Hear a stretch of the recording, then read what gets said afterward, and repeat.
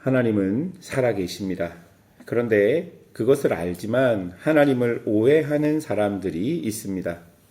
일명 실천적 무신론이라고 불리는 사람들인데 그들은 교회를 다닙니다. 교회에서 직분도 있습니다. 예배를 드리고 기도도 합니다. 그런데 하나님의 말씀의 기준이 아니라 자기의 마음대로 하고 싶은 대로 하나님을 믿습니다. 자신이 경험하고 자신이 원하는 대로 그렇게 신앙생활을 하는 것이죠. 이것이 과연 하나님을 믿는 것이 맞을까요? 어제 본문에서 북이스라엘과 남유다가 심판을 받을 수밖에 없음을 하나님께서는 선언하십니다. 그 심판이 다가오는데도 그것을 모르고 계속 그런 죄를 짓고 있는 그들을 보고 선지자는 애통하고 애곡하는 장면이 어제 본문에 나와 있습니다. 그리고 오늘 본문에서 그들의 죄가 구체적으로 무엇인지, 그들의 죄가 더욱더 구체적으로 어떤 것인지를 고발하고 있는 것이죠. 왜 이렇게 여러분 구체적으로 죄를 고발할까요? 제발 좀 듣고 회개의 자리로 나오라는 하나님의 은혜인 것입니다. 그런데 이들의 가장 큰 문제는 듣지 않음에 있었습니다. 이들은 이방인이 아닙니다. 모두 하나님의 백성이라고 불리는 사람들입니다. 모두 다 하나님이 살아계시다고 믿는 북이스라엘과 남유다의 사람들입니다. 그런데 그들은 자신의 죄와 욕망에 빠져서 하나님을 믿는다 하면서 하나님의 말씀에 따르지 않고 자기 마음대로 하나님을 믿으면서 그것이 마치 진짜인 양 하고 있다는 것이죠. 여러분, 이것은 10계명의 1계명 우상 숭배와 2계명의 우상을 만들지 말라는 것, 3계명의 여호와의 이름을 망령되이 일컬지 말라는 모든 것을 어기고 있는 것입니다. 1절을 한번 보시겠습니까? 침상에서 죄를 꾀하고 악을 꾸밉니다. 그리고 날이 밝으면 그것을 행합니다. 여러분, 침상에서 죄를 꾸미고 날이 밝으면 그것을 행한다는 말은 하루 종일 죄를 묵상하고 또 하루 종일 그 묵상한 죄를 가지고 죄를 짓는다는 말입니다. 24시간 어느 시간도 죄와 멀리 떨어져 있는 시간이 없는 자들을 일컫는 것이죠. 그리고 그들은 그것을 행하게 됩니다. 왜냐하면 그들에게는 죄와 악을 행할 힘이 있기 때문입니다. 2절을 보십시오. 어떤 죄와 악을 행합니까? 밭을 탐하여 빼앗고 집들을 탐하여 빼앗습니다. 즉 사람들의 삶의 기반을 무너뜨리는 것입니다. 그리고 남자와 집과 사람과 산업도 강탈합니다. 그러니 자신이 가진 힘으로 한 사람의 존재를 완전히 파괴시켜 버리는 것입니다. 하나님께서 그들에게 힘을 주신 이유가 무엇이겠습니까? 하나님께서 사람들을 세우시고 사람들에게 고난과 힘을 주신 이유는 하나님의 법과 규칙을 지켜서 그 힘으로, 그 힘을 가지고 그 사회와 그 지역이 하나님 법과 규칙이 세워지도록 하기 위해서 하나님이 사람들에게 고난도, 힘도 주신 것이죠. 그런데 그들은 그 힘으로 자신의 사리사욕만 채우는데 사용하고 있다라는 것입니다. 그래서 하나님이 뭐라고 하시냐면 3절을 보십시오. 3절을 보면 세번역 성경으로 읽어드리겠습니다. 그러므로 나 주가 말한다. 내가 이 백성에게 재앙을 내리기로 계획하였으니 이 재앙을 너희가 피할 수 없을 것이다. 너희가 거만하게 걸을 수도 없을 것이다. 그처럼 견디기 어려운 재앙의 때가 될 것이다. 여러분, 3절에 하나님이 그들을 보시고 재앙이 계획되었고 이 재앙을 피할 수도 없고 그 재앙으로 인하여 다시는 그들이 교만하지 못하도록 하겠다라고 말씀하십니다. 하나님이 주신 권한과 책임은 하나님의 나라를 세우고 하나님의 말씀을 세우는데 사용해야 합니다. 하나님의 말씀을 벗어나 그 힘과 권한을 사용한다면 하나님이 주신 힘이 그들에게 재앙을 가져오는 꼴이 되고 말 것입니다. 그런데 이런 하나님의 말씀이 선지자들을 통해 사람들에게 들려졌습니다. 그 사람들의 반응이 어떠합니까? 6절. 그들이 말하기를 너희는 예언하지 말라. 이것은 예언할 것이 아니거늘. 욕하는 말을 그치지 아니한다 하는도다.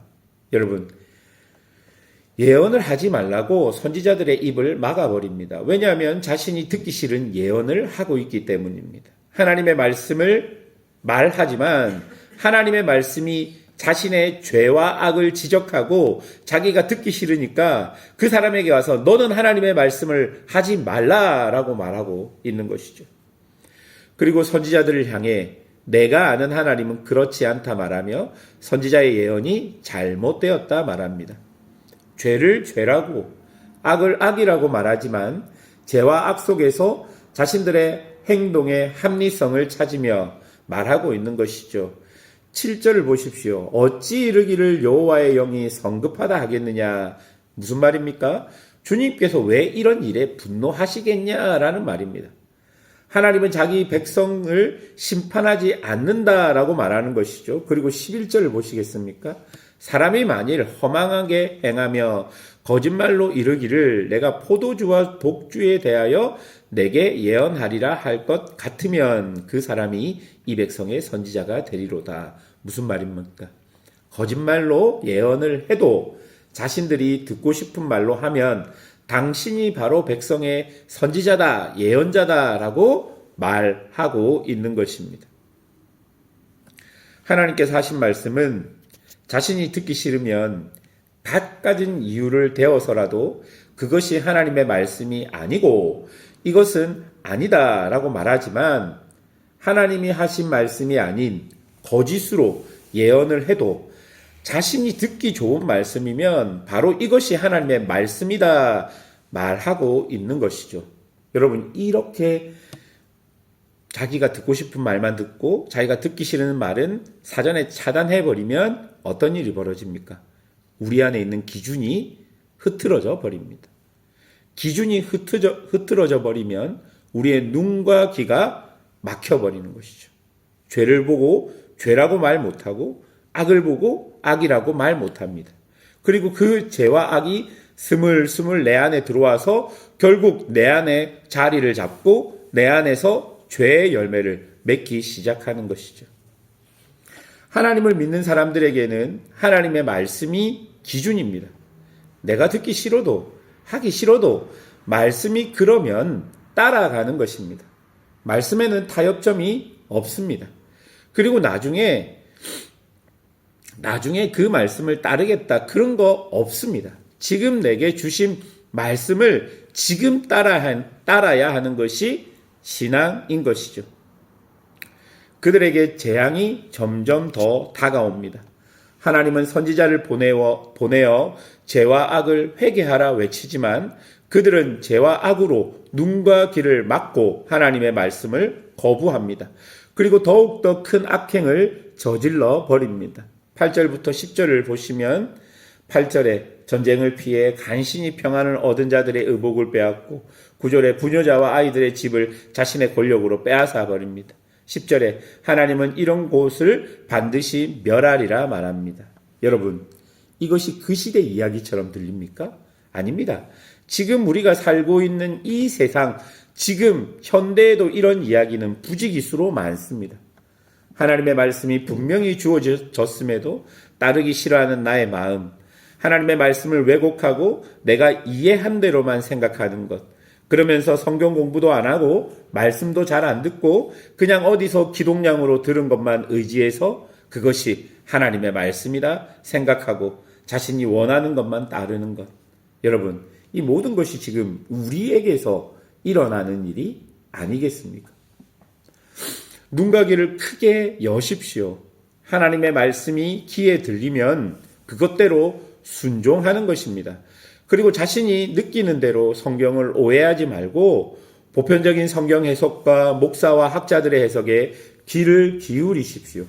하나님은 그들의 죄를 고발하고 그냥 그 죄의 모든 것이 다 망하고 끊어질 것이라고 말씀하고 있는 것이 아닙니다. 그들 속에 남겨진 자들, 하나님 앞에 순결을 지키는 자들에게 회복을 말씀하시는 것이죠. 12절 야곱아 내가 반드시 너희 무리를 다 모으겠다 말씀하시면서 심판 후에 회복을 말씀해 주십니다.